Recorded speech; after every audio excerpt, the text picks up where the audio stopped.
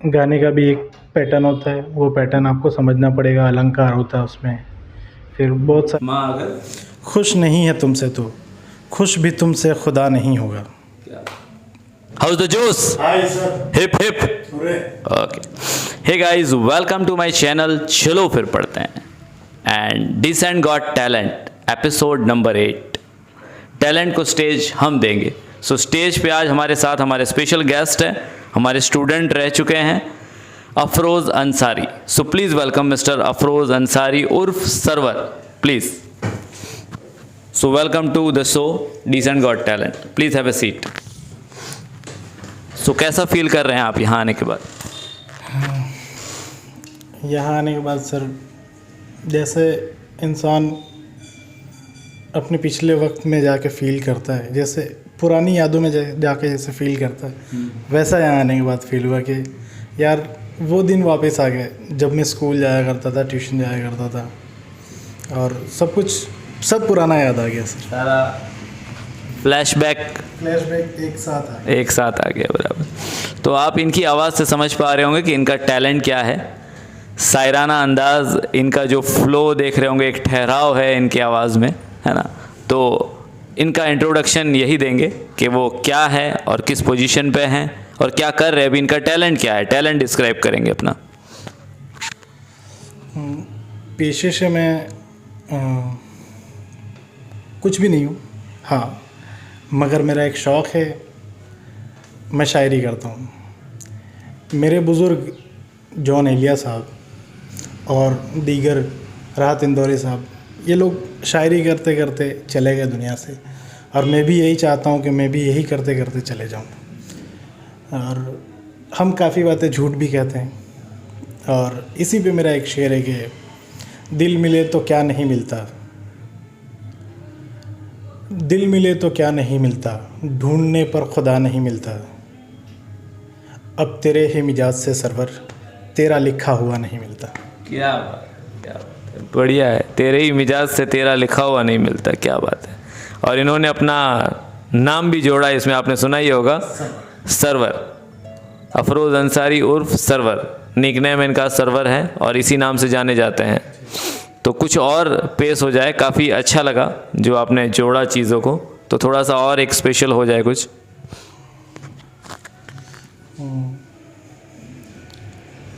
मेरे एक छोटे भाई का एक शेर है कि वो अपने महबूब से मिलते हैं तब ये लिखते हैं कि मैं तुझे और मेरे घर वाले, क्या बात। मैं तुझे और मेरे घर वाले मुझे खोने का डर समझते हैं।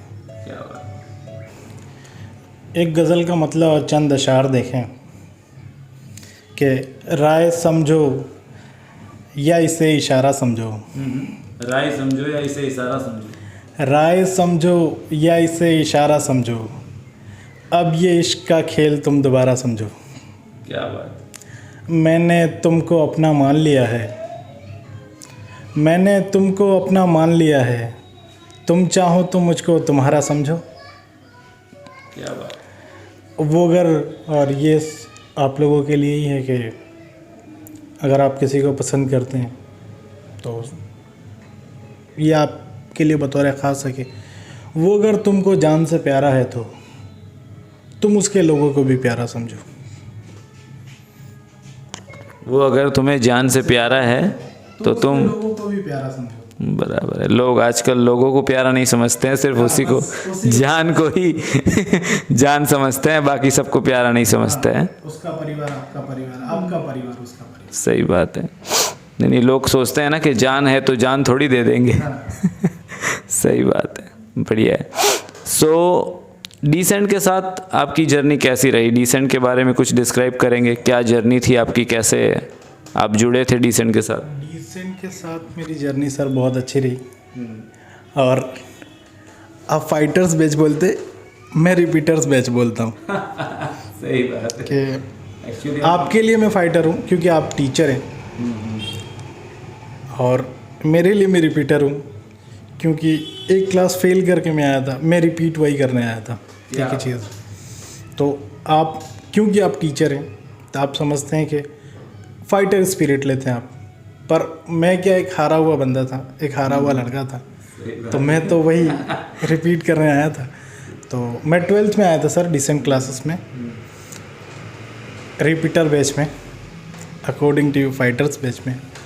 और जैसा कि आपने कहा कि फ़ाइटर्स बैच है, मैं फ़ाइट करा, मैंने फ़ाइट किया और मैंने उस साल 12th क्लियर किया। और यही मैं कह सकता हूँ कि मैंने डिसेंट को कुछ दिया नहीं है, मैंने सिर्फ डिसेंट से पाया है, और शायद मैं कभी कुछ दे भी नहीं पाऊँ। नहीं बिल्कुल आप देंगे। आपने लास्ट एक दिया भी, आपने कुछ हमारा एक सेलिब्रेशन सेरेमनी अटेंड किया था आपने। सर वो डिसेंट की नवाजिश थी कि मुझ जैसे एक छोटे आर्टिस्ट को बुलाया, और शायद आपने मेरे को रिकॉग्नाइज़ किया। बाकी तो अभी जैसे हम जैसे छोटे आर्टिस्ट होते हैं बहुत जल्दी रिकॉग्नाइज़ भी नहीं करता कोई। जैसे आप जैसे टीचर्स ही हैं जो हमें इतना कुछ दे रहे हैं। हमारे लिए अभी क्या, स्टेज ही जो है हमारे लिए, सब स्टेज है। और आपने मुझे वो स्टेज दिया, मुझे वो इतनी नौजवान ऑडियंस, इतना प्यार मेरे को वहाँ मिला, मैं उससे बयां नहीं कर सकता हूँ sir. Great, thank you. Actually वो जो ऑडियंस जिसको आप कह रहे हैं, वो ऑडियंस आपको याद कर रही थी, वो पूछ रही थी कि सर हमारे सरवर साहब आ रहे हैं ना। मैंने बोला हाँ बिल्कुल आ रहे हैं, हमारे टैलेंट शो में आ रहे हैं, डिसेंट गॉट टैलेंट। और आज वो ऑडियंस शायद देख रही है हमें, तो मैं ऑडियंस से कहूँगा कि ये जो छोटे से आर्टिस्ट है जो अपने आप को ये समझते हैं, एक्चुअली है नहीं, क्योंकि छोटा बड़ा कुछ नहीं होता है, टैलेंट होता है। और टैलेंट इंसान को रिकॉग्निशन भी देता है, फेम भी देता है, नेम भी देता है। हमें कुछ नहीं करना पड़ता है, बस हमें अपने टैलेंट पे काम करना है। और जिस दिन आपने टैलेंट पे काम करना शुरू कर दिया, ग्रो करना और इम्प्रूव करना शुरू कर दिया ना, तो नेम फेम सब मिल जाएगा। गली में भी लोग आपको जानने लग जाएंगे। एक्चुअली ऐसा होता है कि हम जिस सोसाइटी में रहते हैं ना, वहाँ भी नहीं पता होता है कि एक्चुअली आप ये करते हो क्या। जब हम स्क्रीन पे आते हैं तब लोगों को पता चलता है, अरे अफरोज़ ये कर रहे हैं, अफरोज़ सर्वर है। तो बस अपने टैलेंट पे काम करें और आगे बढ़ते रहें। और आप जो कर रहे हैं और जो आपके बोल है उसमें जादू है, ऐसा समझिए। एक्चुअली मैंने जल्दी मैं सेरेमनी या अटेंड नहीं करता हूँ क्योंकि मैं बाकी मैनेजमेंट देखता हूँ, बट उस दिन शायद आपने देखा होगा कि मैं भी बैठ गया था चेयर लेके और सुन रहा था। मतलब वो फ्लो था, वो फील था कि यार आप कुछ अंदर से बोल रहे हो, कुछ निकल के आ रहा है। और जैसा कि आपने बताया आप लिखते भी हैं और रिसाइट भी करते हैं, तो उधर जो आपने कुछ बातें बोली थी, जो कुछ गज़ल आपने कही थी, वो बहुत दमदार थी। वो थोड़ा सा हो जाए ऐसा मैं सोच रहा था। हमारी ये ऑडियंस उसको वंस मोर कह रही थी उस दिन, तो आज वो ख्वाहिश पूरी हो जाए उनकी। जो स्टार्टिंग आपने की थी वो ज़बरदस्त थी काफ़ी। ये गज़ल मेरी नहीं है, मेरे छोटे भाई की है। मेरा दोस्त तारिक जमाल अंसारी, वो कहते हैं कि कह दिया मैंने जा नहीं होगा। उनका एटीट्यूड है, वो उस एटीट्यूड में कहते हैं कि कह दिया मैंने जा नहीं होगा, बाप का हक अदा नहीं होगा, माँ अगर खुश नहीं है तुमसे तो खुश भी तुमसे खुदा नहीं होगा। क्या? माँ अगर खुश नहीं है तुमसे तो खुश भी तुमसे खुदा नहीं होगा। क्या? और बाकी मेरी गज़ल एक है, ज़िंदगी भर मेरे साथ ऐसा हुआ, ज़िंदगी भर मेरे साथ ऐसा हुआ, हाथ आया नहीं कुछ भी सोचा हुआ। क्या? मैं गज़ल कहने को था तो बेताब पर, शेर उतरा नहीं मेरा सोचा हुआ। ये शेर मैंने इसलिए कहा है कि मैं मैथ्स में थोड़ा कमज़ोर था। शेर उतरा नहीं आपका सोचा हुआ। और आजकल की जो गज़लें हो गई है वो मैथमेटिक्स पे हो गई है। पूरा एक नंबर होता है जिसके बेस पे आपको लिखना रहता है। क्या बात, नंबरिंग मतलब मैथ्स गज़ल में भी है? हाँ, गज़ल में भी है। एक जैसे एक रिदम होता है, जैसे अगर आप गाना लिखना चाहते हैं, गज़ल लिखना चाहते हैं या कुछ भी लिखना, पोइट्री लिखना चाहते हैं, उसके लिए एक रिदम होता है, एक न्यूमेरिक पैटर्न होता है। न्यूमेरिक पैटर्न इसलिए बनाया गया क्योंकि वो बहुत आसान है समझने के लिए। जी। बाकी हर कोई राग नहीं समझ सकता है, इसीलिए वो न्यूमेरिक पैटर्न। तो इसीलिए मैंने ये शेर लिखा कि मैं शेर कहने को था तो बेताब पर, शेर उतरा नहीं मेरा सोचा हुआ। क्योंकि उस मैथ्स को मैं सोल्व नहीं कर पा रहा था। और फिर मुझे किसी का चेहरा याद आता है कि एक चेहरा जो कभी ना देखा गया, ख्वाब में आता है अब भी हंसता हुआ। जो कभी ना देखा गया और ख्वाब में आता है अभी हंसता हुआ। हाँ। क्या बात। मैं गली से गुज़र रहा था तेरे, सो चला आया आवाज़ देता हुआ। कोई भी, और ये दुनिया की सच्चाई कि कोई भी वक्त पर काम आया नहीं, साथ मेरे भी आखिर में ऐसा हुआ। तो दोस्तों से दोस्ती रखो, सही बात है, एग्ज़ाम में कोई काम नहीं आएगा। सही बात, एग्ज़ाम में कोई काम नहीं आएगा। और मैं कहता हूँ अगर सच्चा दोस्त है तो एग्ज़ाम में काम नहीं आना चाहिए, तभी आपको वो लेवल पे पहुंचा पाएगा जहां पहुंचना होता है।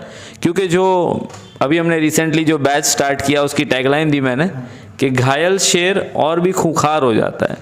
मतलब जब आप हारते हैं ना, उसके बाद जब उठ के लड़ते हैं ना, तो वो वाला जो लेवल होता है, आपकी जो स्पिरिट होती है ना, उसमें पावर होता है। तो एक तो आपको नहीं आता था तो आप हार गए, और उसके बाद उठ के लड़ रहे हो, बहुत बड़ी बात है। इसीलिए मैंने ये कहा है कि फाइटर्स बैच। तो मेरे जो फाइटर्स बैच है, इस साल जो भी 10th और 12th में फेल हुए हैं, तो हमने बैच स्टार्ट किया है फाइटर्स बैच, तो आप जुड़ सकते हैं उसमें। और जहाँ भी है आप, मेरे YouTube वीडियोस भी हैं, एजुकेशन से रिलेटेड क्लास 10 के वीडियोस हैं, आप देख सकते हैं। और पढ़े और फिर से फाइट बैक करें, बैठ ना जाए, रुक ना जाए कि हो गया बस, चलो एक बार फेल हो गए तो अब कुछ नहीं हो सकता है, कुछ नहीं कर सकते हैं। ऐसा नहीं होता है, आप लड़े फिर से, और जहाँ भी मेरे सपोर्ट की ज़रूरत है तो I will support you, I will guide you, but do it, don't leave it. किसी भी काम को अधूरा नहीं छोड़ना चाहिए, उसको पूरा करके छोड़िए। अब जब मैथ की बात आपने कही, मैं बच्चों को पढ़ाता हूँ जब मैथ, तो मैं कहता हूँ कि भैया जो हमारे सलमान खान हैं, जो वर्ल्ड्स कहते हैं कि वर्ल्ड के टॉप 10 जो हैंडसम पर्सन्स है, ब्यूटीफुल पर्सन्स है, उसमें सलमान खान का लिस्ट में नाम आता है, ऐश्वर्या राय का आता है। तो मैंने कहा इसमें भी मैथ्स है। तो बच्चे उस टाइम सोच रहे थे अरे सर इसमें क्या मैथ है। तो जो फी रेशियो होता है, फेस का जो रेशियो होता है, उसके बेसिस पे ही डिसाइड किया जाता है, क्योंकि ऐसे बहुत से खूबसूरत लोग पढ़े हुए हैं, बट उन्हीं को क्यों सिलेक्ट किया जाता है। तो पूरा एक कैलकुलेशन होता है, एक मैथ होता है, जिसके बेसिस पे गोल्डन नंबर है और गोल्डन रेशियो है, उसके बेसिस पे डिसाइड होता है। बट आज मुझे ये पता चल रहा है, जो मुझे नहीं पता था, कि गज़ल में भी मैथ्स है।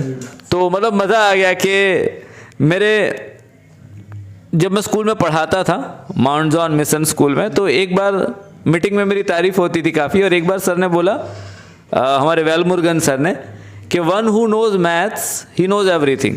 मतलब जिसको मैथ आता है ना, उसको सब आता है। तो उस टाइम मैं थोड़ा सा सोच रहा था, समझ रहा था, और फिर मैंने चीज़ों को समझना शुरू किया, और मैंने मैथ का एप्लीकेशन देखा कि क्या सिर्फ बुक लेवल पे है या कहीं है। तो मतलब एक जो फ्लावर है, रोज़ फ्लावर को आज सब जानते हैं, बाकी काफ़ी फ्लावर्स ऐसे पड़े हैं, बट रोज़, तो रोज़ फ्लावर ही क्यों यूज़ होता है एज ए लव सिंबल या ऐसे ग्रीट करने के लिए, रोज़ फ्लावर का ज़्यादा यूज़ होता है। तो सेम उसका भी रीज़न यही है, उसमें भी मैथ है। उसका जो रेशियो है, मतलब एक गोल्डन रेशियो है, उसके बेसिस पे उसकी जो लीव्स का अरेंजमेंट है वो इतना ब्यूटीफुल है, इतनी पॉजिटिव वाइब देता है, उसके लिए उसको ज़्यादा जाना जाता है और इसलिए ज़्यादा यूज़ होता है। तो वो चीज़ें आज गज़ल से भी कनेक्ट हुई, तो मुझे फील हो रहा है कि वो स्टेटमेंट सही था हमारे सर का, कि मैथ अगर बंदे को आ गया तो समझिए बाकी चीज़ें आ गई, क्योंकि एप्लीकेशन है हर जगह पे उसका। आप क्या फील करते हैं इस बारे में, इस स्टेटमेंट के बारे में? मैंने इस स्टेटमेंट को बहुत सीरियसली लिया है और मैंने मैथ सीखना चालू कर दिया। ओके। क्योंकि मेरे को ज़िंदगी भर गज़ल ही कहनी है सर। और मैं समझता हूँ कि मेरी पैदाइश भी सिर्फ इसीलिए हुई है। क्या? क्योंकि उससे पहले मैं क्या कर रहा था मुझे नहीं पता चल रहा था, लेकिन अब मैं क्या कर रहा हूँ मुझे पता चलता है। मुझे वो चीज़ करने में मज़ा आता है, मुझे उन लोगों के बीच में बैठने में मज़ा आता है, अभी सुनने में मज़ा आता है, जीने में मज़ा आता है। अभी रिसेंटली मैं लास्ट दिसंबर जश्न रेख्ता गया था, तो मैं as a volunteer, as a artist था वहाँ पे। तो मैंने जैसे तैसे जावेद अख्तर साहब की बुक निकाली, और वो क्योंकि मैं वॉलेंटियर था, मेरे पास कार्ड था, तो मैंने सोचा सर की साइन लेके निकलूँगा मैं, साइन कॉपी। तो उसके लिए मैं चले गया, सर के लिए एक कमरा बना था, उसमें सर तो नहीं थे, लेकिन हमारे यहीं पांडेसरा के एक शायर गुजरे के हैं अभी पांडेसरा में, उन्होंने अपना बचपना निकाला, शकील आज़मी साहब, वो मुझे मिल गए। ओके, पांडेसरा से हैं, पांडेसरा से जी। उन्होंने अपना अच्छा खासा बचपन यहाँ निकाला है। तो मैं गया तो सर ने बोला क्या हुआ, इधर आइए। तो मैंने बोला सर जावेद अख्तर साहब का साइन चाहिए था। बोले ठीक है सर, तो अभी नहीं है, सर आते हैं। तो फिर अचानक मैं जा रहा, तब तक सर ने पूछा कहाँ से हो। मैंने बोला सूरत से। तो बोले आप एक इवेंट अटेंड करने के लिए सूरत से यहाँ तक दिल्ली गए थे, दिल्ली तक आप आए हो, वो भी 1 दिन का नहीं, 2 दिन का नहीं, 3 दिन का इवेंट है, और आप सुबह से मैनेजमेंट के साथ हो, सुबह 9 बजे से रात के 11-12 बजे तक, फिर सुबह अगले दिन 9 बजे। तो मैं बोला सर मुझे शेर कहना है। तो सर ने मुझे बोला कि परों को खोल ज़माना उड़ान देखता है। क्या बात है। परों को खोल ज़माना उड़ान देखता है, ज़मीन पे बैठ के क्या आसमान देखता है। अगर जो चीज़ कर रहा है उसके लिए लड़, सही बात, लड़ना पड़ेगा तुम्हें। तो आपने मेरी लाइन याद दिला दी कि मैं बच्चों से कहता हूँ क्लास में बैठे रहते हैं कभी कभी, तो कि क्यों क्लास में बैठ के बोर्ड देखता है, क्यों क्लास में बैठ के बोर्ड देखता है, अपने परों को खोल ज़माना सिर्फ उड़ान देखता है। यानी कि जो आप पढ़ना चाहते हैं, जो बनना चाहते हैं, उसके लिए आप कुछ करिए। बैठ के बोर्ड देखने से या सिर्फ बुक देखने से नहीं होना है। सेल्फ प्रिपरेशन, उस चीज़ पे रिसर्च करना, मतलब इंटरेस्ट लेना। अभी जैसे मैंने कहा मैथ के बारे में, तो मैं उसके बारे में रिसर्च करता हूँ, कहाँ एप्लीकेशन है, कैसा एप्लीकेशन है, क्यों यहाँ ये अप्लाई होगा। चीज़ों को सीखते रहना है लाइफ में। अगर आपने सीखना बंद कर दिया तो समझो लाइफ ख़त्म। सीखो, खुद को डेवलप करो और बढ़ते रहो आगे। तो अच्छा लगा, ये चीज़ें काफ़ी कनेक्ट हो रही है हम लोग की आज, बहुत बढ़िया लग रहा है। ठीक है, कैरी ऑन। सो जश्न रेख्ता के बारे में थोड़ा सा बताएंगे, क्या है? जश्न रेख्ता एक प्लेटफॉर्म है, एक संस्था है, नॉन प्रॉफिटेबल संस्था है कि और ये ऑल ओवर द इंडिया नए आर्टिस्ट को, पुराने आर्टिस्ट को, जो भी उर्दू, इसका काम जश्न रेख्ता का मेन काम है उर्दू के लिए काम करना। और अभी जश्न रेख्ता ने राजस्थानी ज़बान में भी चालू किया। जश्न रेख्ता का अभी गुजराती ज़बान में काम चालू है। वो लोग अभी स्पेशली उर्दू ज़बान में, उर्दू ज़बान में हो। और जश्न रेख्ता बल्कि हिंदुस्तान का ही नहीं, बल्कि देखा जाए तो सारी दुनिया में किसी ज़बान का सबसे बड़ा फेस्टिवल है। 3.5 लाख 4 लाख लोग, ना कि इंडिया से, बाहर से भी लोग आते हैं देखने के लिए। सिर्फ ऐसा नहीं उनको आके कुछ मिल जाने वाला है यहाँ पे, सिर्फ वो उर्दू शायरी के लिए आते हैं, उर्दू ज़बान के लिए आते हैं। और अभी लोगों में ये धारणा हो गई है कि उर्दू किसी एक स्पेसिफिक आदमी की ज़बान है। नहीं, उर्दू हमारी ज़बान है, हिंदुस्तानी की ज़बान है। उर्दू की पैदाइश ही हिंदुस्तान में है। बिल्कुल बेस, तो बेस, सारी लैंग्वेज का बेस अगर मैं कहूँ तो उर्दू है। उर्दू है, थोड़ा सा पढ़ा था। उर्दू है, उर्दू और ब्रज भाषा। हिंदी तो बहुत बाद प्रचलन में आई। संस्कृत का भी कुछ कनेक्शन है उर्दू से। उर्दू में ऐसे खासे शब्द जो संस्कृत से हैं, इतने अच्छे खासे शब्द जो अरबी से हैं, इतने अच्छे खासे शब्द जो फ़ारसी से हैं। जैसे फ़िलोसफ़ी, उर्दू में इसके लिए कोई शब्द नहीं था, तो इसको सीधा इंग्लिश से ले लिया गया। फ़िलोसफ़ी को हमने फ़लसफ़ा कर दिया। क्या बात, मैंने कुछ गानों में सुना है। हाँ, फ़लसफ़ा। फ़िलोसफ़ी उर्दू में ऐसा कोई शब्द ही एग्जिस्ट नहीं करता था। ओके। तो उर्दू ज़बान के माहिरों ने फ़लसफ़ा कर दिया उसको, फ़िलोसफ़ी को। ऐसे बहुत सारे शब्द हैं जो अरबी ज़बान से ली गई है, जो पश्तो ज़बान से ली गई है, अलग अलग ज़बान से ली गई है। और जैसे जहाँ जहाँ के लोग थे, उर्दू ज़बान वजूद में इसलिए आई कि जैसे कुतुबुद्दीन ऐबक के पहले जो राजा थे हमारे वहाँ, उनकी जो सिपाही थे वो थे अफ़गान साइड के, पर्सियन थे, अफ़गानी थे। उन लोगों को ब्रज भाषा नहीं आती थी। दिल्ली में तब हिंदुस्तानी ज़बान बोली जाती थी, ब्रज भाषा हो गई, बुंदेलखंडी हो गई, ऐसी ऐसी भाषाएं थी हमारे यहाँ। तो वो लोग जब बोलते थे ना, जो उनका तलफ़ुज़ ख़राब हुआ, जैसे जैसे अभी हमारे वहाँ साउथ इंडियन जैसे हिंदी बोलते हैं, थोड़ा अजीब लगता है। सुरतीस जो हिंदी बोलते हैं, सुरतीस, हाँ। तो यही वो चीज़ भी हुई, इतनी अच्छी ज़बान ख़राबियत से पैदा हुई। ऐसा, हाँ, रियलिटी है। इसी तरह डेवलप्ड हुई है। बट कहा जाता है कि Urdu is the oldest language. Oldest language नहीं, उर्दू नहीं है सर। लैंग्वेज स्क्रिप्टिंग की वजह से, ओके। वरना ज़बानें तो बहुत थी हमारे हिंदुस्तान में उससे पहले। जैसे दिल्ली में अलग ज़बान बोली जाती थी और दिल्ली में अलग उर्दू बोली जाती है। ओके। उर्दू बोलने का तरीका दिल्ली का अलग है, लखनऊ का अलग है, हैदराबाद का अलग है। सबकी तहजीब और जो बोलने का तरीका थोड़ा डिफरेंट है। खुदाए सुखन, मीर तकी मीर, उनको शायरी का खुदा माना जाता है। और वो जब दिल्ली से पलायन करके जा रहे थे लखनऊ, तो उनके पास इतने पैसे नहीं थे कि वो अकेले एक सवारी पे जा सकें। तो उन्होंने सवारी शेयर करी एक लखनऊ के बंदे से, जिसके साथ वो लखनऊ जा रहे थे। तो उन्होंने पूरे रास्ते उससे इसलिए नहीं बात करी कि मेरी ज़बान ख़राब हो जाएगी, कि मेरी उर्दू दिल्ली की है, प्योर उर्दू है, और इनकी उर्दू लखनऊ की है जो प्योर नहीं है। तो पहले के लोग इतना अपनी ज़बान को लेके मुत्तहिद थे और इतना अपनी परहेज़ करते थे, हाँ, कि कहीं मिक्सिंग ना हो। पर अभी के जो हमारे शायर हैं, जैसे जावेद अख्तर साहब है, ये लोग इनका कहना ये है कि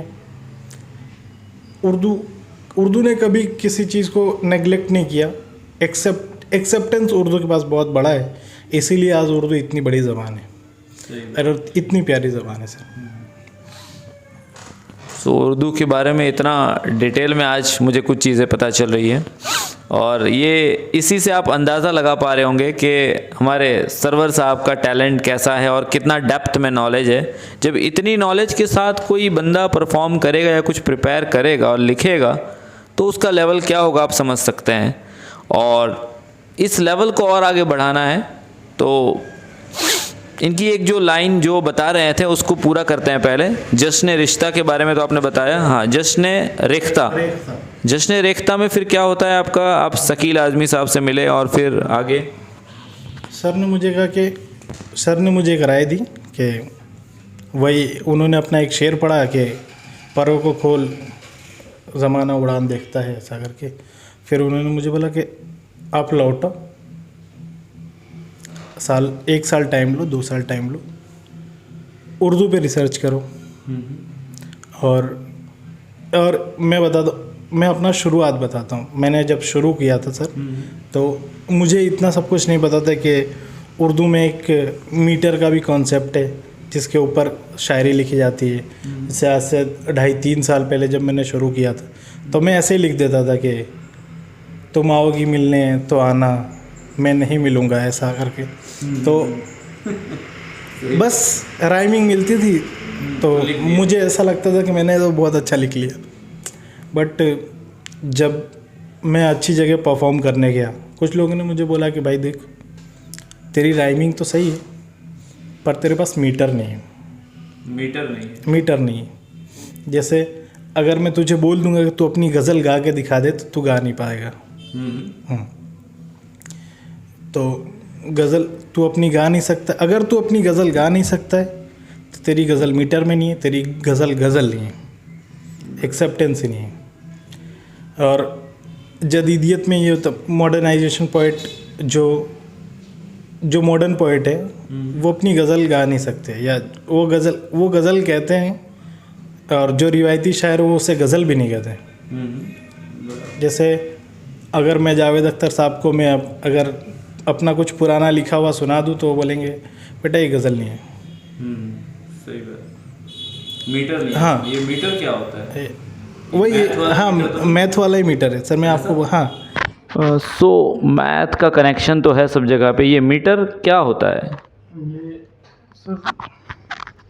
ये मीटर मतलब एक न्यूमेरिक मीटर होता है, जैसे 212 212 212। उसने देखा है मुस्कुरा करके। ये इस गज़ल, किसको, आपको देखा है कि मुझे देखा है? मुझे देखा है। और तो ठीक है। जैसे मैंने लिखा है कि इसका मीटर है 212 212 212।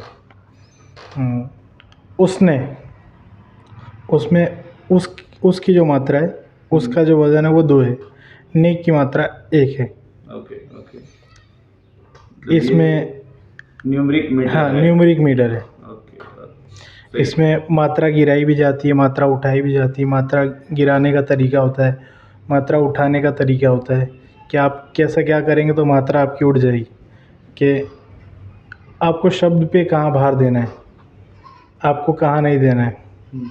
और ऐसे कौन से शब्द हैं जिनको आप सिर्फ, जैसे इंग्लिश में होता है ना साइलेंट वर्ड है, हाँ वैसे ऐसे इस ज़बान में भी, उर्दू में भी होता है, लिखा जाता है पढ़ा नहीं जाता है, गिना जाता है उसको सिर्फ। Okay, great. सो इससे मुझे एक चीज़ समझ में आ रही है कि आप जो गज़ल लिखते हैं और जो रिसाइट करते हैं, साथ साथ में आप ट्रेनिंग देना भी स्टार्ट करें। मतलब मुझे ऐसा लगता है कि जो ऐसा नॉलेज है आपके पास, जिस तरह का नॉलेज को शेयर करना चाहिए। जो भी जानने वाले हैं आपके या कोई नए लोग हैं तो उनको आप ट्रेन करें। तो जो भी हमारे सर्वर साहब से ट्रेनिंग लेना चाहता है, कुछ सीखना चाहता है, कोई गज़लकार इसको देख रहा है अगर इस वीडियो को, और वो सोच रहा है कि यार कुछ सीखने मिल जाए, कुछ क्वेरीज़ है, तो मैं कहूँगा कि इनसे आप सीखें। कमेंट बॉक्स में आप लिखें और बाकी हम इनका डिस्क्रिप्शन में लिंक दे देंगे, इनकी चैनल का भी लिंक दे देंगे, तो आप वहाँ से भी इनको कांटेक्ट कर सकते हैं। तो आपको क्या लगता है, आपको ट्रेनिंग देना चाहिए? यानी नॉलेज है तो शेयर करना चाहिए? ट्रेनिंग तो देना नहीं कह सकता हूँ, लेकिन हाँ मुझे जितना आता है, मैं छोटा भाई, आपका छोटा भाई बन के, आपका बड़ा भाई बन के, आप जैसे चाहें मैं आपको बता सकता हूँ उतना। आपको गज़ल लिखना है गज़ल, आपको नगमे लिखना है, गाने लिखना है, गाने का भी एक पैटर्न होता है, वो पैटर्न आपको समझना पड़ेगा, अलंकार होता है उसमें, फिर बहुत सारी चीज़ें होती है, वो सब आप अगर आप बैठेंगे तो वो भी समझा देंगे, वो भी।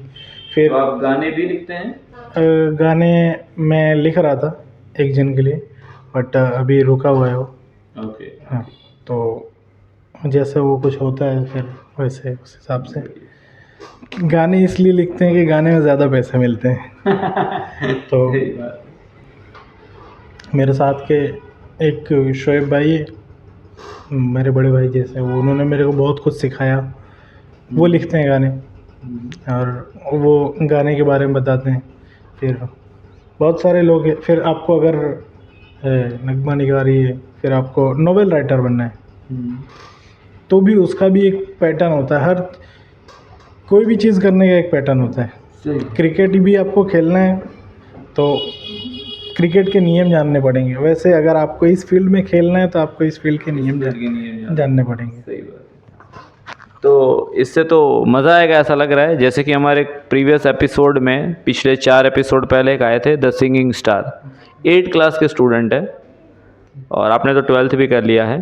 तो 8 क्लास के स्टूडेंट है, सिंगिंग करते हैं वो, और सिंगिंग के साथ साथ पढ़ाई भी करते हैं। तो मैंने देखा कि उनके आवाज़ में वो पावर है, लेकिन उनको थोड़ी रिदम चाहिए, थोड़े ट्रेनिंग की ज़रूरत है। तो मुझे लगता है कि मैं आपको कांटेक्ट करवाऊंगा उनसे और उनको आप थोड़ा सा सिखा सकते हैं, यानी डिसेंटियन और ऊपर आ सकते हैं एक दूसरे की हेल्प करके और गाइड करके।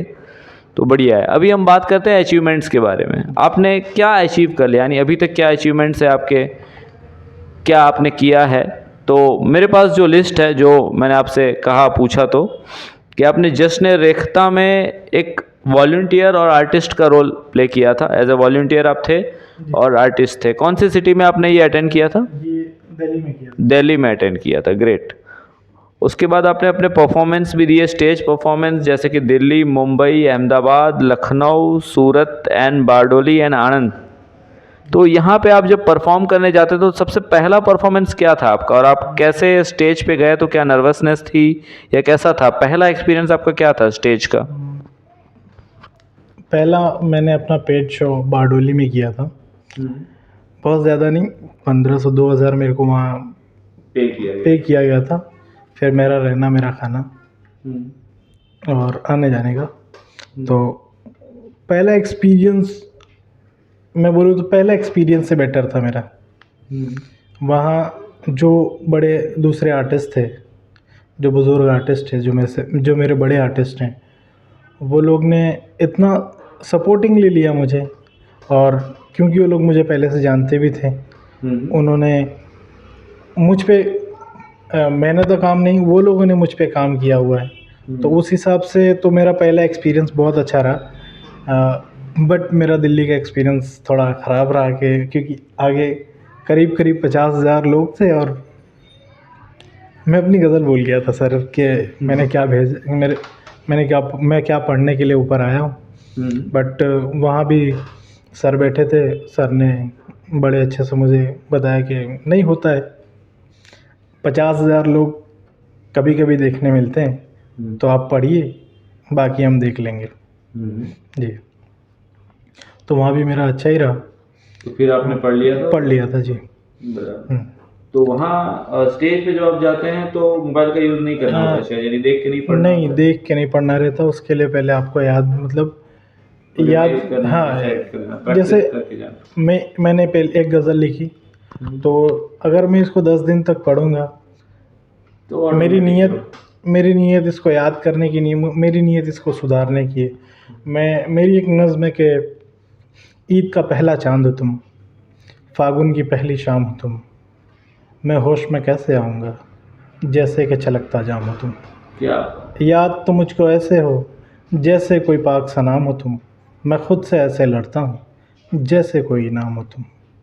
बात को मेरी समझो ना, तुम ख्वाब में क्यों नहीं आती हो, मैं कब से तुमसे रूठा हूँ, तुम क्यों नहीं मुझको मनाती हो। कोई गिला है मुझसे तो कह दो ना, मेरी दुनिया में आकर रह लो ना, ये कान तरस गए सुनने को, फिर एक बार को पागल कह दो ना। तो ये नज़्म मैंने 3 साल पहले लिखी थी।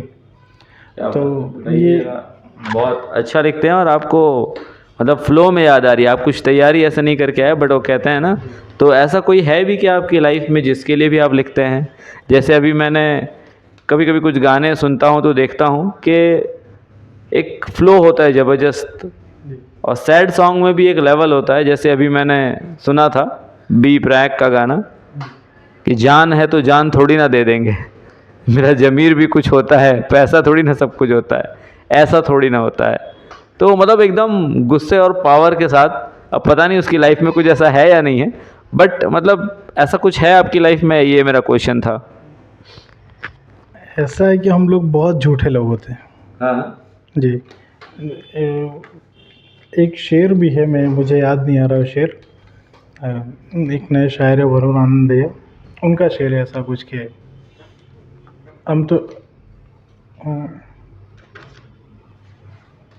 हम शायरों का क्या, हम तो झूठे हैं। और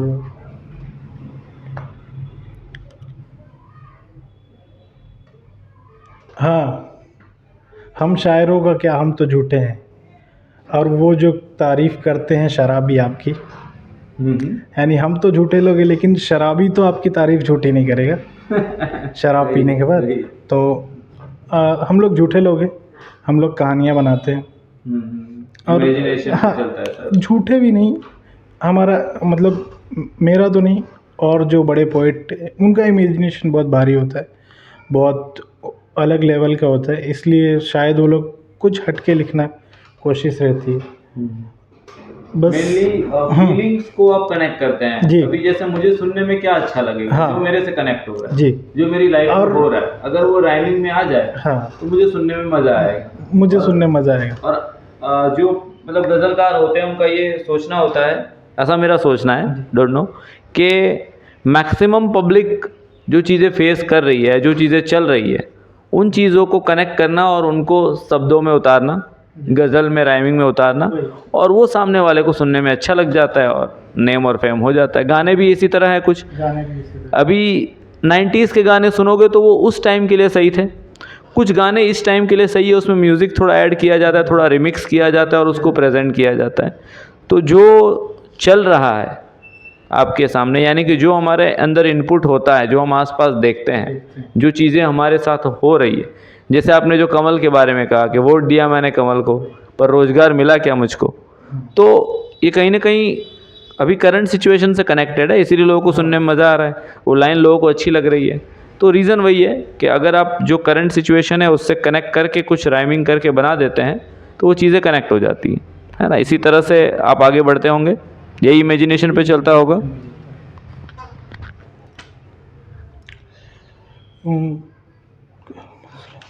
नेक्स्ट हम बात करते हैं जी सर।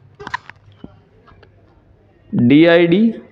ओके, कोई बात नहीं, DID में भी जाएंगे। अभी did more than 4 paid shows in all over Gujarat. All over Gujarat में आपने 4 से ज़्यादा पेड शोज किए, यानी अब आपकी वैल्यू भी होने लग गई है ऐसा। अभी तो कहते हैं ना कि ऐसे ही लोग बुला लेते हैं, गा लेते हैं, ऐसा नहीं है, अब पेड शोज भी कर रहे हैं आप। पब्लिश्ड राइटर एट पोएटिस्टिक वेबसाइट, यानी एक वेबसाइट है पोएटिस्टिक वेबसाइट, उस पर जाके आप सर्च कर सकते हैं, सर्वर के नाम से, है ना। और वहाँ पे आप पब्लिश्ड राइटर है, और एक गज़ल जल्द ही आने वाली है। तो कौन से प्लेटफॉर्म पे आने वाली है वो, या किस तरह से आने वाली, जो गज़ल आपने कहा soon launching, soon it will publish. एक पोइट्री वर्ल्ड ऑर्गेनाइजेशन है सर, जो नए पोइट्स को मौका देता है ऑल ओवर द इंडिया से, जिसमें करीब 20 या 22 आर्टिस्ट हैं ऑल ओवर द इंडिया से सेलेक्ट हुए थे, जिसमें मेरी 3 गज़लें हैं, सबकी 3 गज़लें हैं, नज़में हैं, पोइट्री है। जो उर्दू और हिंदी ज़बान के शायर हैं उनकी अलग आ रही है, और बाकी इंग्लिश में जो करते हैं उनकी अलग आ रही है। ओके। तो अभी बुक का कवर लॉन्च होने वाला है करीब 15 दिन में। 15 दिन जी, और बुक का कवर जैसे लॉन्च होगा मैं प्रमोट करने भी आऊँगा, डिसेंट में भी आऊँगा, और भी जगह जो मेरे जहाँ मैं जाता हूँ परफॉर्म करने वहाँ भी जाऊँगा, क्योंकि उस बुक से मेरे को भी थोड़ी बहुत रॉयल्टी आएगी, तो उसके लिए मुझे करना है। शॉर्ट वीडियो से प्रमोट करेंगे उसको, ऐसा मैं सोच रहा हूँ, सही रहेगा। तो जल्दी हमारा शॉर्ट्स आएगा विद इन 15 डेज। बुक का कवर पेज जैसे ही लॉन्च होता है तो will publish that. So next है member of reputed public channel on YouTube. कहीं ना कहीं अफरोज़ के बारे में मुझे पता इसी चैनल से चला था, शायद वीडियो आया था या रैंडमली मैंने कहीं से देखा ये वीडियो, और फिर मुझे पता चला कि अफरोज़ ऐसा भी कुछ करते हैं। और एक इवेंट भी किया था इन्होंने डिसेंट क्लासेस में, टीम इनकी मिलके, जिसमें रुखसार भी थे। वो टीम के नहीं थे, टीम के तो वो जस्ट एज ए व्यूअर आए थे। तो आप अपनी टीम के बारे में कुछ बताएंगे, जो आपने डिसेंट क्लासेस में कुछ परफॉर्म किया था और जिसमें मुझे भी मौका दिया था, मैंने भी कुछ लाइनें बोल दी थी तो कैसा था वो एक्सपीरियंस, और आपकी टीम के बारे में थोड़ा सा बताएंगे और चैनल के बारे में बताएंगे, जिससे पता चला मुझे। टीम का ऐसा है कि टीम उस वक्त छोटी थी और 2-4 लोग थे बस टीम में। अभी टीम काफ़ी अच्छी खासी बड़ी है, और फिर मैं जाके वॉइस ऑफ सूरत से मिल गया। क्या चैनल है? वॉइस ऑफ सूरत। वो लोग के साथ मैंने अपना चालू किया था अलग, फिर वो लोग ने मुझे बोला कि साथ में आ जाओ, तो साथ में मैं हो गया वो लोग के, और अभी वो लोग साथ में ही चल रहा है। फिर अभी वापस आप लोग वॉइस ऑफ सूरत ज़रूर जाके विज़िट करना एक बार, अगर आप आर्टिस्ट हैं तो एक बार एज एन आर्टिस्ट आइए, मैं मिलूँगा आप लोगों को वहाँ, आपकी खातिरदारी भी होगी, चाय पानी भी आपको मिलेगा, लेकिन आप एक बार ज़रूर आइए। तो वॉइस ऑफ सूरत को सब्सक्राइब करिए, डिसेंट के चैनल चलो फिर पढ़ते हैं को सब्सक्राइब करिए, और अगर आपके अंदर कोई टैलेंट है तो आइए, यहाँ भी आप आ सकते हैं। हम सर ने जैसा मुझे बोला है कि अपने एक बार डिसेंट में भी करते हैं, तो आप इधर भी आ सकते हैं। कुछ सर को बोलिए कि सर मेरे को ऐसा ऐसा करना है, सर ने अगर कुछ अच्छे आर्टिस्ट होते तो हम यहीं कर देंगे, वरना आपको हम वहाँ बुला लेंगे। तो और टीम में जैसे हमारा टीम में अलग अलग लोग हैं, उनका अलग अलग काम सौंप दिया गया। कुछ लोग तो सिर्फ हम लोग कोलैबोरेट कर लेते हैं जी कि व्यूअर्स को यहाँ बुलाएंगे। जी। तो वॉइस ऑफ सूरत एंड चलो फिर पढ़ते हैं साथ में मिल रहे हैं, तो कुछ आर्टिस्ट हमारे प्लेटफॉर्म पे आ सकते हैं, यहाँ से हम प्रमोट करेंगे उनको, टैलेंट को स्टेज हम देंगे, और उसके बाद आर्टिस्ट को हम आगे भेजेंगे। जैसे हमारे यहाँ पे सिंगिंग स्टार है, प्लीज़ हैव ए सीट, उनको हम भेजना चाहेंगे वॉइस ऑफ सूरत के प्लेटफॉर्म पे कि उसके अंदर वो टैलेंट है, यानी कि हम एक लेवल पे उनको आगे बढ़ाएं और स्टेज देते जाए, फिर वो भी पेड शोज़ करें और वो आगे बढ़े। क्योंकि उनका सिंगिंग आइकॉन में भी कुछ हुआ था रिहर्सल, या एक जस्ट ट्रायल होता है ना पहले, क्या कहते हैं उसको, हाँ ट्रायल लेते हैं, तो उसमें भी जाके आए हैं और आगे भी हम इसी तरह उनको स्टेज देंगे। सो आपके अंदर अगर टैलेंट है तो टैलेंट को स्टेज हम देंगे। आप कमेंट बॉक्स में कमेंट कर सकते हैं, या तो डिसेंट क्लासेस की मेल आईडी है decentclasses88@gmail.com पे आप मेल करें अपना नेम, अपना सिटी और अपना टैलेंट और अपना कॉन्टैक्ट नंबर, तो हमारी टीम आपसे कांटेक्ट करेगी और आपका पॉडकास्ट हम शेड्यूल करेंगे और आपके टैलेंट को स्टेज देंगे, और उसके बाद उस स्टेज पे आपको पहुंचाएंगे जहां आप पहुंचना चाहते हैं, जो आपके लाइफ में गोल्स हैं उसको अचीव करने में हम हेल्प करेंगे। क्योंकि एट द एंड मेरा यही सोचना है कि मेरे सीने में ना सही तेरे सीने में हो कहीं भी ये आग जलनी चाहिए। जो आग आपके अंदर है उस आग से दुनिया को जलाना नहीं है, रोशन करना है, वो रोशनी वाली आग है ना। मोमबत्ती खुद जलती है लेकिन दुनिया को रोशन करती है। तो उसी तरह आप जब दुनिया को रोशन करने के लिए बढ़ेंगे आगे, तो आप तो ऑटोमेटिक रोशन हो जाएंगे, उसकी ज़रूरत ही नहीं पड़ेगी, आपका नेम फेम सब बढ़ेगा। तो आप लाइफ में सक्सीड करें और अपने पेरेंट्स को प्राउड फील कराएं जिसलिए वो आपको पढ़ाते हैं। एट द एंड उनका यही एम होता है कि बच्चा लाइफ में कुछ बन जाए, एक सक्सेस पोजीशन पे पहुंच जाए जहां से उसको नेम और फेम दोनों मिले और उसका जो लाइफ है वो स्मूथ हो जाए, कहीं उसको वो मेहनत ना करनी पड़े जो उनके पेरेंट अभी कर रहे हैं। जैसे हम देखते हैं कि पेरेंट्स जॉब करते हैं, नाइट में भी करते हैं, डे में भी करते हैं, कुछ लोग बिज़नेस कर रहे हैं तो कड़ी धूप में बिज़नेस कर रहे हैं, बाहर बिज़नेस कर रहे हैं, बट वो अपने बच्चे को बेस्ट स्कूल में पढ़ाते हैं, बेस्ट कोचिंग में पढ़ाते हैं कि मेरा बच्चा कहीं ना कहीं अच्छा पढ़ के कुछ बन जाए और उसको ये चीज़ें ना करनी पड़े। तो उसी के लिए हम आपको सपोर्ट करेंगे। So wherever you need our support, चलो फिर पढ़ते हैं, voice of Surat and decent classes आपके साथ है। और जो हमारे स्टूडेंट हैं, जैसा कि मैंने हमारे सक्सेस पार्टी में कहा था कि हमारे स्टूडेंट हैं उनके अब छोटे छोटे बच्चे आ रहे हैं, तो उनके लिए छोटा स्कूल है, तो वहाँ आप भेज सकते हैं। बस हम गाइड करेंगे और कुछ बनाएंगे लाइफ में, यही हमने सोच के रखा है, और बच्चों को एक प्लेटफॉर्म देंगे कि वो आगे बढ़े। वहाँ ख़ास बात यह है कि हम वहाँ एक छोटा सा टेबल है, उस टेबल पे छोटे बच्चे को चढ़ा देते हैं और माइक दे देते हैं और स्पीकर रखा है हमने। वहाँ भी बच्चा स्टेज पे आके बोलता है at the age of 4 years कि वो अपनी जर्नी को याद रखे कि 3 साल की एज में, 4 साल की एज में भी मैं स्टेज पे बोल रहा था, मैं माइक मेरे हाथ में था और मेरे अंदर वो जो टैलेंट था उसको निखारा जा रहा था। Okay, so the next, open a show for very well known artist that is Swastik Rajput. उनके लिए शो ओपन किया था। जैसे कि शो को स्टार्ट किया, ऑडियंस को गैदर किया, एंटरटेन किया, और फिर स्वस्तिक राजपूत जी आए और आगे बढ़ाया उसको। Performed at decent classes in a success party. तो डिसेंट क्लासेस का HSC का रिजल्ट, SSC का रिजल्ट आया, तो उसके लिए हमने सक्सेस पार्टी अरेंज की थी। उसमें हमने इनवाइट किया था Afroz Ansari ji, that is server साहब को। सो उस टाइम आपका एक्सपीरियंस कैसा रहा? आपको अपने कुछ पुराने टीचर्स भी मिले, पुराना इंस्टीट्यूट भी था, वहाँ आपने परफॉर्म किया, तो कैसा फील हुआ?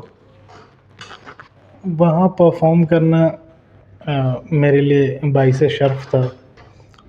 मतलब मेरे इमेजिनेशन के भी बाहर था कि मतलब मैं उन टीचर्स के सामने परफॉर्म करूँगा जिन्होंने मुझे पढ़ाया है, जिन्होंने मुझे सिखाया है, जिनसे मैंने बहुत कुछ सीखा है, चाहे दुनियावी एतबार से हो, चाहे एजुकेशनल लेवल पे बोले, किसी भी हर सूरत में जिन टीचरों ने मुझे सिखाया था। और वो यहाँ तक जानते थे कि मैं कितना बदतमीज़ स्टूडेंट हूँ और मैं कितना शरारती पढ़ने हूँ, में कैसा हूँ, और उसके बाद आज उसके बाद मैं उनके सामने एक स्टेज परफॉर्मेंस दे रहा हूँ। मतलब मुझे एक दिन पहले और एक दिन बाद नींद नहीं आ रही थी रात को। हाँ, मतलब सर रहेंगे, सर मेरे को कैसा समझते थे, और मैं अभी सर के सामने पढ़ूँगा। और सर ने मुझे बहुत, अकरम सर ने मुझे बहुत अप्रिशिएट किया, राज़िक सर ने मुझे बहुत अप्रिशिएट किया, गौरव सर ने तो मुझे बहुत सारे शेर भी सुनाए, उनके पसंदीदा कि भाई मेरे को ये शायर पसंद है, मुझे बशीर बद्र साहब की ये लाइन पसंद है। तो मुझे और अच्छा लगा कि शायद मैं अच्छा कर रहा हूँ, तभी मेरे टीचर्स भी मुझे अप्रिसिएट कर रहे हैं। और एक्सपीरियंस का ऐसा है कि मैं बता नहीं सकता हूँ लफ्जों कि में बयान नहीं कर सकते हैं, तो फिर वही गजल में बयान कर जी। दें। जैसे अगर मैं कुछ बन गया तो मेरे पेरेंट्स को क्या खुशी है, उस चीज़ को मैं बयान नहीं कर सकता। वैसे ही मेरे टीचर्स भी हैं। अगर मैं कुछ थोड़ा भी अच्छा कर रहा हूँ तो वो मेरे लिए तो प्राउड है ही, मेरे टीचर्स के लिए भी। तो उस चीज़ को मैं शब्दों में नहीं कर सकता, कितना भी बड़ा पोएट हो नहीं कर सकता है। नहीं, आपका पहला ही परफॉर्मेंस बहुत सुपर्ब था, बच्चे भी काफ़ी खुश थे। मतलब पहले हमने एक सक्सेस पार्टी की थी एसएससी रिज़ल्ट की, क्लास 10 का रिज़ल्ट। उस टाइम शायद मेरी बात हुई थी, बट मेरा शेड्यूल बिजी था तो मैं आपको इनवाइट नहीं कर पाया। फिर पूरी प्लानिंग के साथ एचएससी की सक्सेस पार्टी हमने की। तो जो पहली सक्सेस पार्टी थी उसमें वो रौनक नहीं थी, कह सकते हैं ना, क्योंकि नॉर्मल सर टीचर्स जो थे वो तो आ रहे हैं, मोटिवेट कर रहे हैं, अप्रिशिएट कर रहे हैं, हो गया। लेकिन इस बार कुछ अलग था कि यार स्टेज पे कोई नया कलाकार आ रहा है और वो कुछ बोल रहा है और बच्चों को कनेक्ट हो रहा है, मज़ा आ रहा है। तो मतलब बच्चे सुपर एक्साइटेड थे। और मैं बता दूं कि बच्चे 9 बजे घर गए थे, 5 बजे से आए हुए थे और 9 बजे घर गए थे। और पिछली हमारी पार्टी थी वो 7:30 8 बजे ख़त्म हो गई थी। यानी लास्ट में ही बच्चे रुके हुए थे। उन्होंने कुछ वीडियो बनाया था, वो वीडियो भी शो किया और बोला कि सर मज़ा आ गया, इट वाज सुपर्ब। तो आपका पहला ही परफॉर्मेंस रिसेंट में बहुत अच्छा था। इसी तरह हमारी जो सक्सेस पार्टीज़ होगी, स्टेज पे होगी, स्कूल की पार्टीज़ होगी, वहाँ भी हम आपको इनवाइट करेंगे। और इसी तरह ये कारवा बढ़ता रहेगा। और आप अकेले निकले हो, काफिला आपके पीछे आएगा ज़रूर और टीम बनती जाएगी और आप आगे बढ़ते जाएंगे। और मैं विश करता हूँ कि आपका फ्यूचर बेस्ट हो, बेहतर हो और आप लाइफ में एक पोजीशन पे पहुँचे जो आपने सोचा है गोल। कि कोई मुशायरा अगर हो शहर में तो उस शहर में सरवर साहब का नाम लिया जाए। एस से शहर, एस से सरवर, काफ़ी चीज़ें कनेक्ट हो रही है, तो इनका नाम लिया जाए और इनको याद किया जाए और इनके रहते हुए भी इनको बुलाया जाए। जैसे राहत इंदौरी जी जो है, उनका मैं काफ़ी सुनता हूँ यूट्यूब से, इधर से उधर से, मतलब अच्छा लगता है कि वाह क्या कनेक्ट करते हैं। और उनकी जो गज़ल है उसमें एक ठहराव है, रुकते हैं फिर डिलीवर करते हैं, फिर मतलब वो एक क्रिएट होता है। उसका वो जो है, वो जो उनका तरीका है पढ़ने का, वो भी एक बहुत अजीब तरीके से आया है। उनके जो गुरु थे, उनके जो उस्ताद थे, कृष्ण बिहारी नूर जी, वो उन्होंने इजाद किया था। वो उनका तरीका था पढ़ने का। और उनसे आया राहत इंदौरी साहब को, और अभी उनसे उनके बेटे को, सतलाज साहब को आया है। क्या नाम उनके बेटे? सतलाज। ओके जी, वो भी पढ़ते हैं? जी वो भी पढ़ते हैं, वो भी अच्छा लिखते हैं। उनका भी इवेंट मैंने मुंबई में अटेंड किया था। राहत साहब की बरसी के दिन ही हम लोग वहाँ गैदर हुए थे। तो वो भी उसी तरीके में पढ़ते हैं। तो एक बार की बात है कि फिराक गोरखपुरी, जो हिंदुस्तान के एक बहुत बड़े शायर गुजरे हैं, और कृष्ण बिहारी नूर जी एक साथ स्टेज शेयर कर रहे थे। तो पहले ऐसा होता था कि लोग गज़ल पढ़ते नहीं थे, ज़्यादातर लोग गज़ल गाते थे और जी गाया जाता था। और जो फिराक गोरखपुरी साहब थे, वो उनका एक अपना तरीका था, वो अपने तरीके से पढ़ते थे। तो कृष्ण बिहारी और सदारत कर रहे थे, जो मेन चीफ गेस्ट जो कहते हैं वो थे फिराक गोरखपुरी साहब। कृष्ण बिहारी नूर जी एक स्टेज पे आए, माइक पे रहे, और उन्होंने सिर्फ ये कहा कि फिराक साहब इजाज़त। तो फिराक साहब ने बोला कि हाँ हाँ गाओ गाओ गाओ, जैसे सब गाते हैं आप भी गाओ, ऐसा। तो वो चीज़ कृष्ण बिहारी नूर जी को बुरी लगी और वहाँ से उन्होंने कभी गज़ल गाया नहीं। फिर 3 महीने बाद उन्होंने ये लहजा डेवलप किया और लोगों को राहत इंदौरी दिया। क्या बढ़िया। तो कहते हैं ना कि गज़लकार को एक छोटी सी बात भी बुरी लग जाए तो वो काया पलट के रख देते हैं। सही बात है, बढ़िया है। ये सारी चीज़ें तो हमने जानी। पहले तो आपका इंट्रोडक्शन मिला हमें, डिसेंट के साथ आपकी जर्नी बहुत खूबसूरत रही। फिर आपने बताया कि आपने कहाँ से शुरुआत की, कैसे आप पहुँचे यहाँ पे, क्या क्या अचीवमेंट्स है आपके। अब ये सारे जो अचीवमेंट्स हैं, इसमें पेरेंट्स का क्या रोल रहा आपका? क्योंकि देखिए, जैसा आपने कहा उस्ताद और आपके पेरेंट्स, माँ के बारे में आपने पहले ही कहा, और मैंने देखा है कि बाप के बारे में बहुत कम लिखा गया है। ये मुझे कभी कभी थोड़ा सा वो होता है। और कोई एक रियलिटी शो में मैंने सुना था, बाप रोटी है, कपड़ा है, मकान है, ऐसा कुछ था, अच्छे से याद नहीं, तो बहुत कम लिखा जाता है। तो मैं ये कहूँगा कि पहले तो आप बताएं कि पेरेंट्स का क्या रोल है इस पोजीशन पे पहुँचने में। जैसे उस्ताद का रोल आपने बताया, पेरेंट्स का क्या रोल है, और उनके बारे में क्या आपने कुछ लिखा है क्या?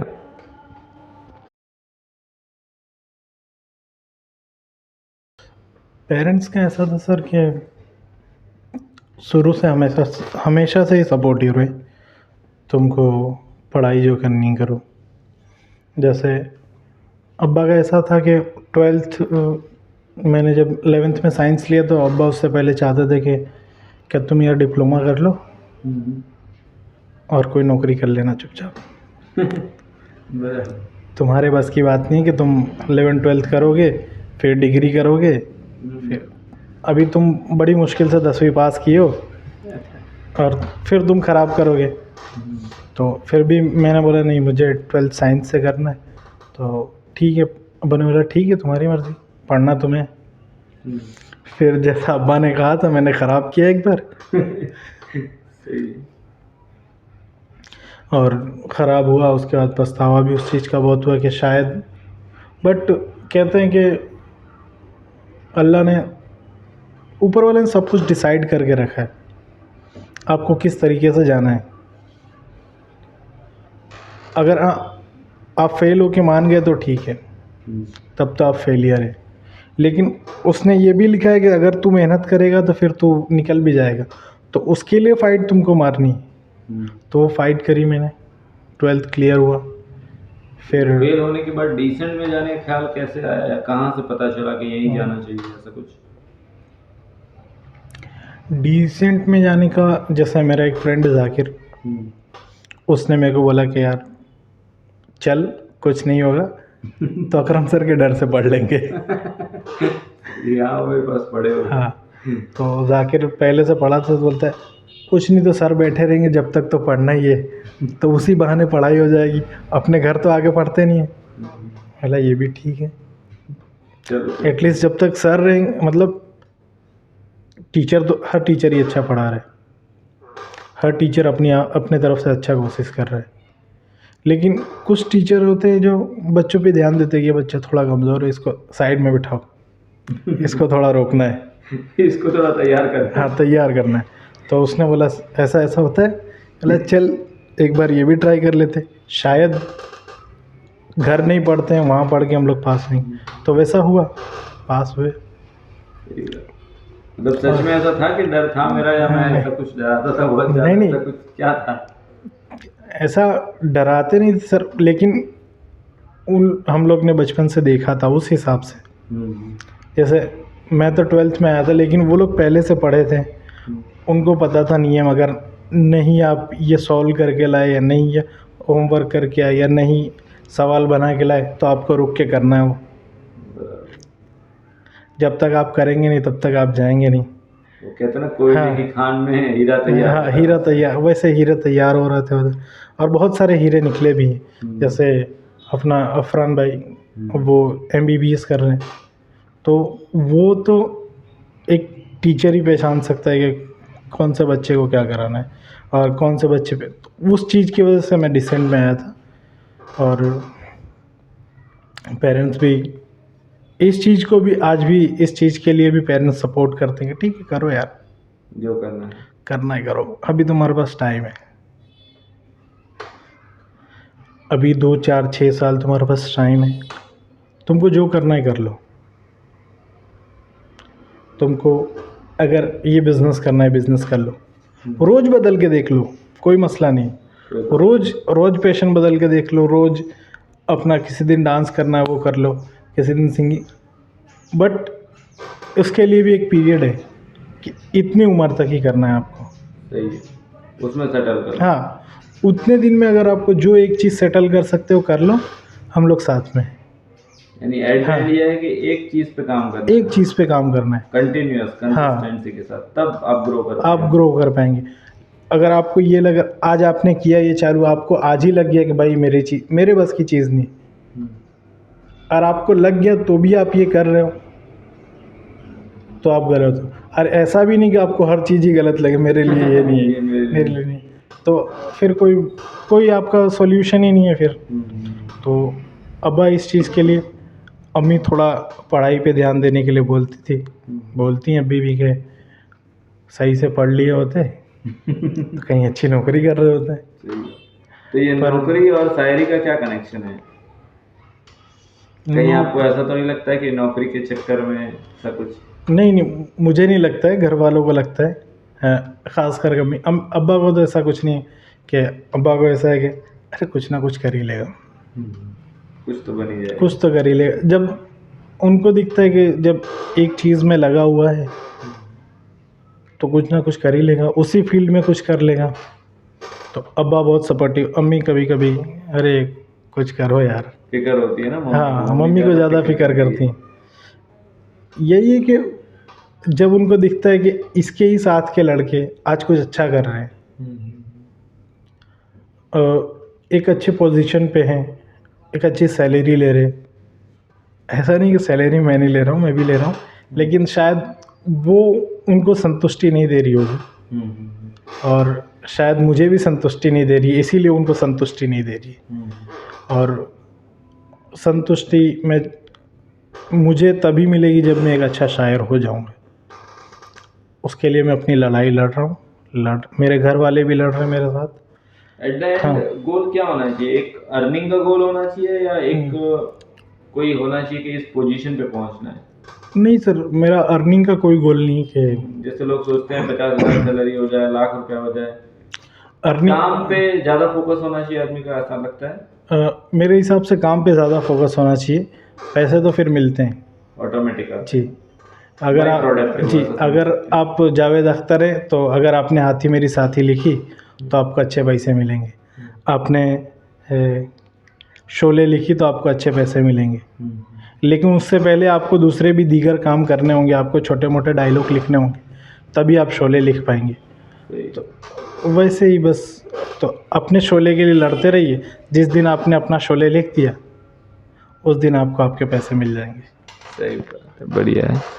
सो आपने लिखा है कुछ अपने मम्मी के लिए, अपने पापा के लिए कुछ लाइनें लिखी है, ऐसा कुछ?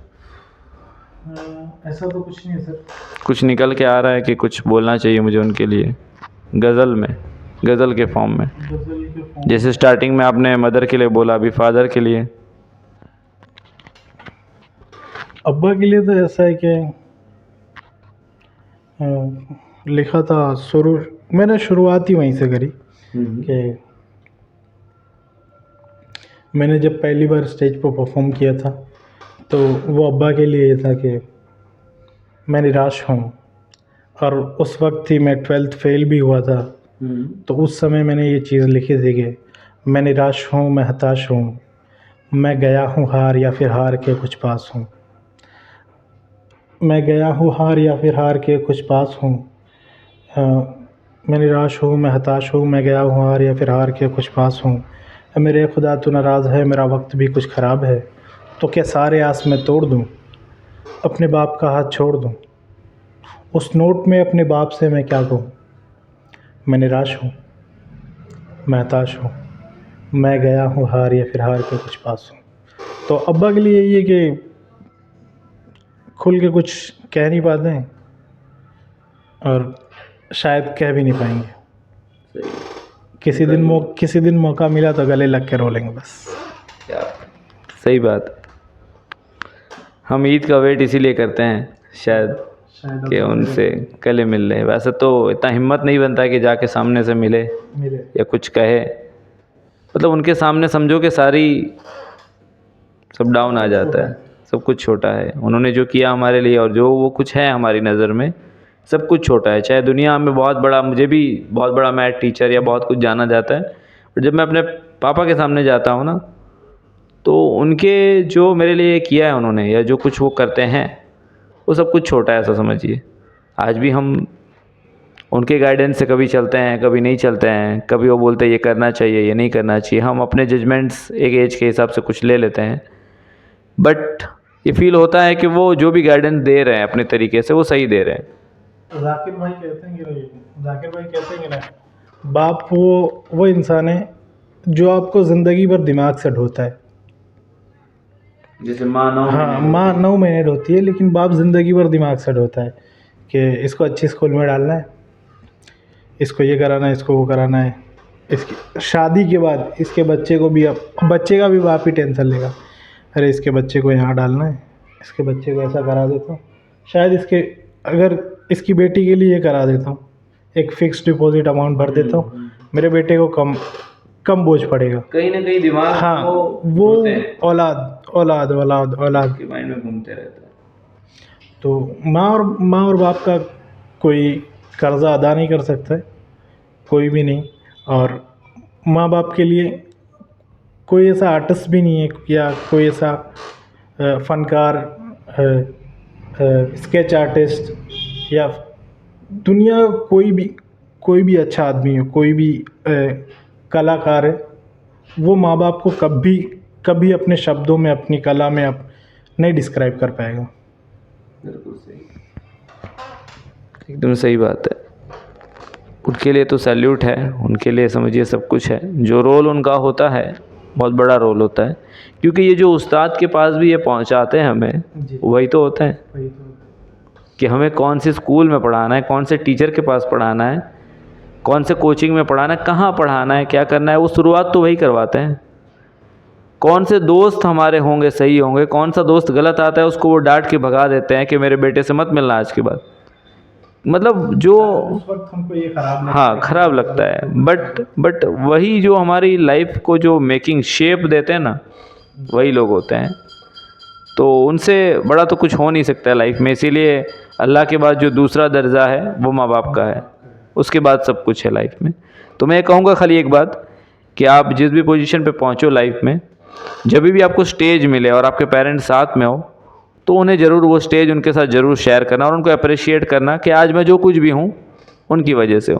क्योंकि कहीं ना कहीं बैकग्राउंड में उनका रोल रहता है, बैकग्राउंड में वो चलते रहता है, शायद हमें नहीं पता चलता है, बट उनका बहुत बड़ा रोल होता है।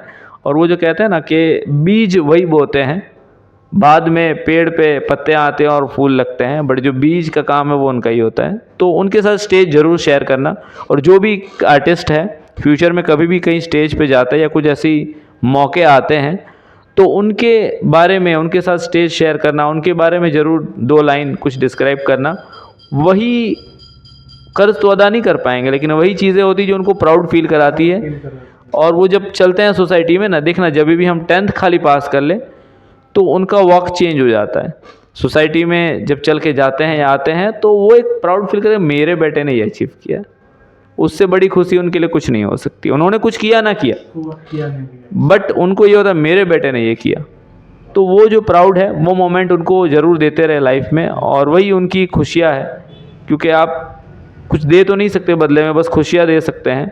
तो ये छोटी छोटी खुशियाँ ज़रूर उनके साथ शेयर करें और उन्हें ज़रूर इंट्रोड्यूस करें अपने ऑडियंस के साथ, हाँ अपने लोगों के साथ। वो उनको एक देगा और वो एक फीलिंग लेके आएगा उनके लिए, जो हमारा बनता है हक कि हम ये चीज़ करें उनके लिए। बिल्कुल।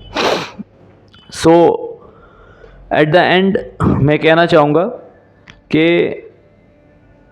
जो हमारे अफरोज़ साहब हैं आज इमोशनली कनेक्ट हो गए। इमोशंस मतलब आँख में झलक के आ रहे हैं, और जो पेरेंट्स के लिए जो फीलिंग्स है हमारी काफ़ी मिलती जुलती है। पेरेंट्स जो कुछ भी होते हैं हमारे लिए, जैसा भी हमें बोलते हैं, कभी बुरा लगता है कभी अच्छा लगता है, बट वो बहुत कुछ है हमारे लिए, सब कुछ है। और जैसा उन्होंने कहा कि कुछ बोल तो नहीं पाएंगे उनके बारे में, बट जब भी मौका मिला तो बस गले लग के रो लेंगे। ग्रेट। अब आप कुछ कहना चाहेंगे एट द एंड? कुछ नहीं, अपना अपना काम करते रहो, अपने अपने हिस्से की लड़ाई लड़ते रहो। एक दिन मिलेंगे कहीं ना कहीं ऊपर, बहुत आगे। ग्रेट, ज़रूर मिलेंगे एक दिन कहीं ना कहीं। जैसे मैंने कभी सोचा नहीं था कि अफरोज़ की और मेरी मुलाकात होगी, और वो आज हो रही है। तो ये चीज़ है कि आप कहीं ना कहीं ज़रूर मिलेंगे, और मिलेंगे तो फिर जम के मिलेंगे और लोग देखेंगे। Okay, thank you. So guys, आपने वीडियो देखा आज का। सो वीडियो आपको कैसा लगा, क्या हमने पॉइंट्स कवर किए, क्या चीज़ें हमने मिस की, कहीं आपको कोई इम्प्रूवमेंट्स की ज़रूरत लगती है तो आप कमेंट बॉक्स में ज़रूर कमेंट करें कि ये चीज़ें कवर होनी चाहिए थी, या इस आर्टिस्ट को बुलाया जाए, इस चीज़ों पे काम किया जाए, या जो भी आपको ऐसा लगता है कि इम्प्रूवमेंट्स की ज़रूरत है तो आप ज़रूर कमेंट करें। और अगर आपको कुछ अच्छा लग रहा है तो आप शेयर भी ज़रूर करें इस वीडियो को और आगे बढ़ाएं, क्योंकि सबको अपने हिस्से की लड़ाई लड़नी है। और ये लड़ाई कहते हैं ना कि मिलकर लड़नी है, अकेला इंसान नहीं लड़ सकता है, लड़ाई मिल के लड़नी पड़ती है। तो इनके चैनल को ज़रूर सब्सक्राइब करें, वॉइस ऑफ सूरत, और उसको शेयर करें। उनका इंस्टाग्राम आईडी भी मैं डिस्क्रिप्शन में प्रोवाइड करूँगा, सो आप इनको फॉलो करें और इनको आगे बढ़ने में मदद करें। और टैलेंट को स्टेज हमने दिया है, अब इस आग को आपको आगे बढ़ानी है और इसको आगे लेके जाना है। Thank you.